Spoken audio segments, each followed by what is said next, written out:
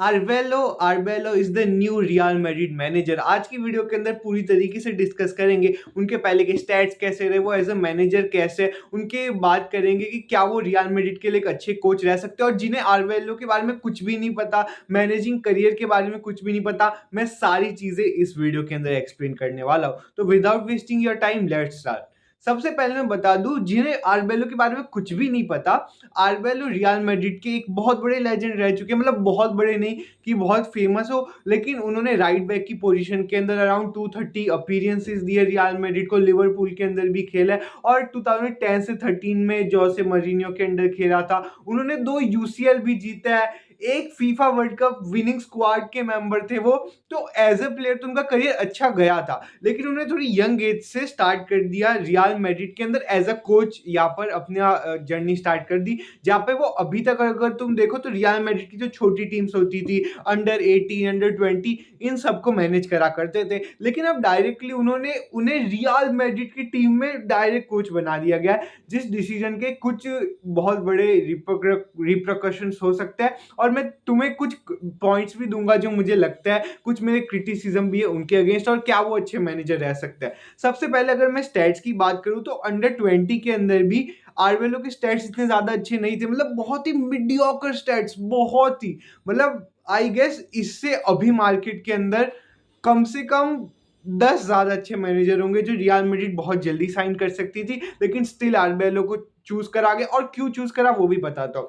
सबसे पहले आर्बेलो इस मैनेजमेंट के अंदर 20 ईयर्स है, यानी वो रियल मैड्रिड के जितने भी मेंबर्स है, प्रेसिडेंट है, उन सबके एक ट्रस्टेड मेंबर है कि हमें पता है कि आर्बेलो एक कोच है, आर्बेलो स्टेबल है। और पूरी जो बाकी मेंबर्स है उन सबको पता है कि आर्बेलो एक चॉइस इसलिए अच्छी हो सकती है क्योंकि वो रियल मैड्रिड को तो कभी नहीं छोड़ेंगे, और रियल मैड्रिड में उन्होंने 20 ईयर्स स्पेंड करे हुए हैं। मतलब लिटरली रियल मैड्रिड के अंदर ही उनका पूरा फुटबॉलिंग करियर, पूरा मैनेजिंग करियर रियल मैड्रिड में ही निकला। इसकी वजह से उनके पास ये चीज अच्छी है कि उनमें तुम बहुत अच्छे से ट्रस्ट कर सकते हो, वो कभी भी क्लब को छोड़ेंगे नहीं प्रॉबेबली। और एक और चीज बहुत ज्यादा अच्छी है कि आर्बेलो के पास मैनेजिंग का करियर, चाहे इतना बहुत बड़ा एक्सपीरियंस कहीं और ना हो, लेकिन रियल मैड्रिड के वो रूट्स को भी जानते हैं, प्लेयर्स को भी जानते हैं, वो सारी चीजों में वो अच्छा है।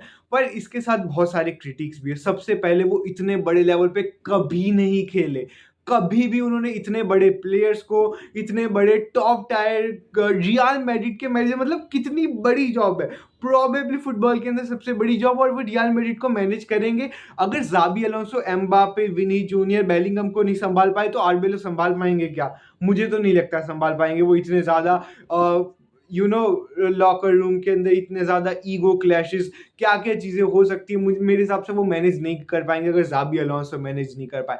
दूसरी चीज ये है कि जैसा मैं तुम्हें स्टैट्स बताया बहुत ज्यादा इंप्रेसिव नहीं है, पर इसमें एक और चीज है। मतलब ये रियल मैड्रिड के फैंस जितना ज्यादा डिसअपॉइंटेड दिख रहे हो हमें इस साइनिंग के बाद, उतना भी नहीं होना चाहिए, क्योंकि ये परमानेंट नहीं है। मतलब आर्बेलो ने भी खुद अपनी स्टेटमेंट्स में और जितनी भी उनकी प्रेस कॉन्फ्रेंस हुई है उसके अंदर ये कहा है कि वो किसी का रूट फॉलो नहीं करेंगे। लोगों ने बोला कि क्या आप जोसे मोरिन्यो का रूट फॉलो करोगे क्योंकि वो जोसे मोरिन्यो के अंडर खेल चुके हैं? उन्होंने बोला नहीं, मैं अपना मैनेजिंग स्टाइल खुद कुछ अलग रखूंगा, मैं प्लेयर्स को जानना चाहूंगा, मैं उनके साथ थोड़ा टाइम स्पेंड करना चाहूंगा, और धीरे धीरे करके मैं सारी चीजें करूंगा। और कॉन्फिडेंस हमें उनमें दिखाया, मतलब वो कॉन्फिडेंट है कि वो रियल मैड्रिड को संभाल लेंगे। जो प्रेसिडेंट है पेरेज, वो सब लोगों को ट्रस्ट है कि आर्बेलो कहीं ना कहीं संभाल ही लेंगे। लेकिन प्रॉब्लम ये कि वो प्लेयर्स को मेरे हिसाब से मैनेज नहीं कर पाएंगे। और एक और चीज है, ये परमानेंट प्रॉबेबली नहीं होने वाले। इन्हें ये 7-8 महीने के लिए अगर अच्छा खेल लिया तो ज्यादा टाइम के लिए रख सकते हैं, वरना 1-2 साल के लिए रखेंगे।